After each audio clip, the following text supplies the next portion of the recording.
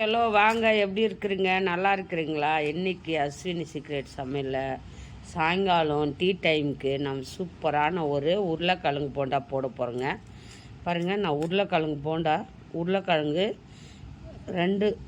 சின்னதாக ஒரு 2 உருளைக்கிழங்க நல்லா வேக வச்சு மசிச்சு வச்சுக்கிறேன். பாருங்கள், இதை வச்சு தான் நம்ம இப்போது போண்டா போட போகிறோம். உருளைக்கிழங்கு போண்டா சிம்பிளாக டீ பண்ணுற நேரத்துக்கு பண்ணிடலாம். உருளைக்கிழங்கு வேக வச்சா மட்டும் போதும், நம்ம குயிக்காக போண்டா போட்டுக்கலாம்.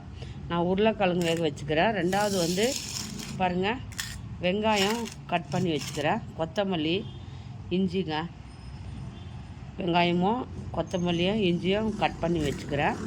இப்போ நம்ம இதை தாளிச்சிக்கின்னு நம்ம மாவு கலக்கிட்டு போண்டா போட்டுக்கலாங்க.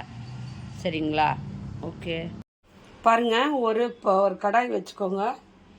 கடாய் வச்சுட்டு நம்ம அதில் உருளைக்கிழங்கு தாளிச்சுக்கணும் ஃபஸ்ட்டு போண்டா போடுறதுக்கு முன்னாடி. அதுக்காக ஒரு கடாய் வச்சுக்கின்னு கொஞ்சம் ஆயில் ஊற்றிக்கோங்க. கொஞ்சோண்டு ஆயில், இந்த வெங்காயம் கொஞ்சம் வதக்கணும். அதுக்காக கடுகு இருந்தால் கொஞ்சம் கடுகு போட்டுக்கோங்க. நான் கொஞ்சம் சோம்பு போட்டுக்கிறேன். பாருங்கள், சோம்பு நல்லா வெடிக்குது. அது கூட இஞ்சி கட் பண்ணி வச்சுக்கிறேன். பாருங்கள், இஞ்சி போட்டுக்கலாம். இஞ்சி நல்லா இஞ்சி சோம்பு போட்டுக்கிறேன். கடுகு போட்டுக்கோங்க. நான் காரத்துக்கு பச்சை மிளகா போடல, ஏன்னா பச்சை மிளகா போடாத நான் மிளகாத்தூள் தான் போட போகிறேன். அதனால் பச்சை மிளகா போடல. இஞ்சி நல்லா பொடிஞ்சிச்சு. வெங்காயம் போட்டுக்கலாம். கொஞ்சம் வெங்காயம் போட்டுக்கோங்க. இந்த வெங்காயத்தை போட்டு வதக்கிடுங்க. நான் இதில் கொஞ்சம் மஞ்சத்தூளும் மிளகாத்தூள் தான் போட போகிறேன். நான் பச்சை மிளகா போடல, ஏன்னா அது சாப்பிடும்போது வாயில் கடிப்படும். அதனால நான் போடல. நீங்கள் வேணுன்னா நீங்கள் போட்டுக்கலாம் பச்சை மிளகா. சரிங்களா?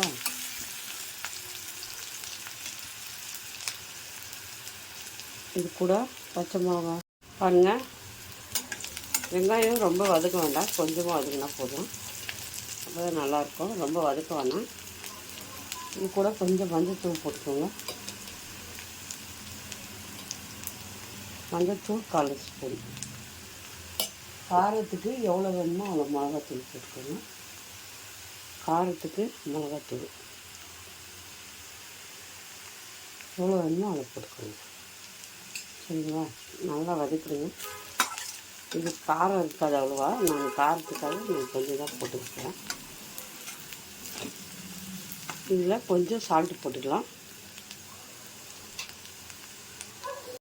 மாவுக்கு போடுவோம் இல்லையா, கொஞ்சம் சால்ட்டு போடுவோம். அதனால கொஞ்சமாக போட்டுக்கோங்க சால்ட்டு. ரொம்ப போட வேணாம். மாவுக்கு போடுவோம் சால்ட்டு, அதனால இதில் கொஞ்சமாக போட்டு உருளைக்கிழங்குக்கு மசாலா பண்ணிக்கிறோம். இதில் நம்ம உருளைக்கிழங்கு மசித்து வச்சுக்கிறோம் இல்லையா, மசித்து வச்சுக்கிற பாருங்கள். இந்த உருளைக்கிழங்கு அப்படியே போட்டுக்கணும். உருளைக்கிழங்கு போட்டாச்சு. இதை நல்லா மிக்ஸ் பண்ணுறீங்க. நல்லா இதில் மிக்ஸ் பண்ணி சூட்டில் கொஞ்சம் நல்லா கட்டிகள் இல்லாமல் நம்ம மசித்து வச்சுக்கிறோம். நல்லா இது கொத்தமல்லி போட்டுக்கோங்க. நல்லா கொத்தமல்லி போட்டு நல்லா மிக்ஸ் பண்ணுங்க. கொஞ்ச நேரம் இது நல்லா மிக்ஸ் பண்ணிவிட்டு கொஞ்ச நேரம் ஆற வச்சு நம்ம இதை உண்டை பிடிச்சிக்கலாம் ஃபஸ்ட்டு. சரிங்களா? உண்டை பிடிச்சிக்கணும். மாவு கலக்கிக்கலாம். அவ்வளோதாங்க. பாருங்கள், உருளைக்கிழங்கு ஆறிச்சு. இந்த மாதிரி உருண்டையாக பிடிச்சிக்கோங்க. சின்னதாக உருண்டையாக இப்படி பிடிச்சிக்கோங்க. இந்த மாதிரி ஊற்றிக்கோங்க. இந்த மாதிரி ஊற்றிட்டு நான் மாவு கலக்கிறேன். பாருங்கள், எல்லாத்தையும் ஊற்றிட்டுங்க. இந்த மாதிரி உருளைக்கிழங்கு உருட்டிக்கோங்க. பாருங்கள், நான் ஒரு சின்ன உருளைக்கிழங்கு தான் 2 போட்டேன். இவ்வளோ உருண்டை வந்திருக்கு. சரிங்களா? இப்போ மாவு கலக்கிக்கலாம். பாருங்கள், 1 கப்பு கடல மாவு போட்டுக்கோங்க. 1 கப்பு மாவு போதும். அரிசி மாவு ஒரு 1/4 கப்பு எடுத்துக்கோங்க. கடல மாவு 1 கப்பு, அரிசி மாவு ஒரு 1/2 கப்பு. இதுக்கு தேவையான சால்ட்டு, இதுக்கு தேவையான மஞ்சத்தூள், கொஞ்சம் மஞ்சத்தூள் போட்டுக்கோங்க. கொஞ்சம் காரத்துக்கு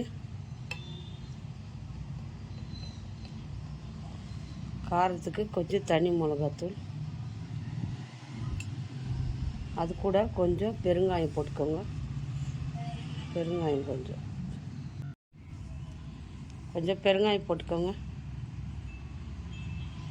ஏன்னா அது கடல மாவு இல்லையா, கேஸ்ட்ரிக் மாதிரி ஆகும். கொஞ்சம் பெருங்காயம் போட்டுக்கோங்க. எல்லாத்தையும் மிக்ஸ் பண்ணிடலாம். மிக்ஸ் பண்ணிட்டு தண்ணி ஊற்றி கொஞ்சமாக கலக்கி வைக்குங்க.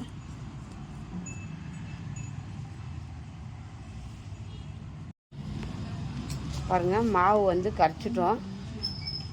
இந்த மாதிரி தண்ணியாக கரைச்சிக்கோங்க. இந்த மாதிரி தண்ணின்னா ரொம்ப தண்ணியாக இருக்கக்கூடாது, மாவு ஓட்டுற மாதிரி இருக்கணும். இந்த மாதிரி கொஞ்சம் கெட்டியாக ஓட்டிக்கணும். பாருங்க, இட்லி மாவு மாதிரி மாவை நல்லா பிசைஞ்சிருங்க. பாருங்கள் எப்படி, சேம் இதே மாதிரி தான் இட்லி மாவு மாதிரி பிசைஞ்சுக்கணும். ரொம்ப தண்ணியாக இருந்தால் ஒட்டாது. இந்த மாதிரி கரைச்சிக்கோங்க. நம்ம இப்போது எண்ணெய் சூடு பண்ணிட்டு போண்டா போட்டு எடுத்துக்கலாம். பாருங்கள், எண்ணெய் ஊற்றிட்டேன். கடாயில் எண்ணெய் ஊற்றி வச்சுக்கிறேன். மாவும் இதில் நம்ம கரைச்சி வச்சுக்கிறோம்.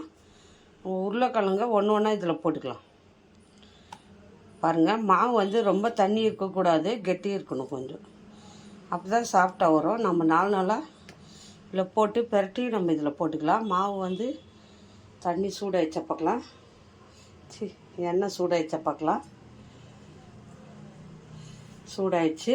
இப்போ நம்ம உருளைக்கிழங்க இப்படி பெரட்டிட்டு பாருங்க, இந்த மாதிரி போடணும்.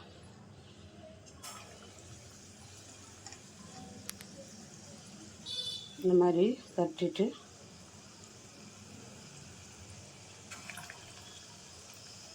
ஒன்று ஒன்றா போட்டு எடுத்துக்கலாம். அப்படியே போட்டு ஒரு 5 நிமிஷம் விட்டுருங்க, மிக்ஸ் பண்ணாதுங்க.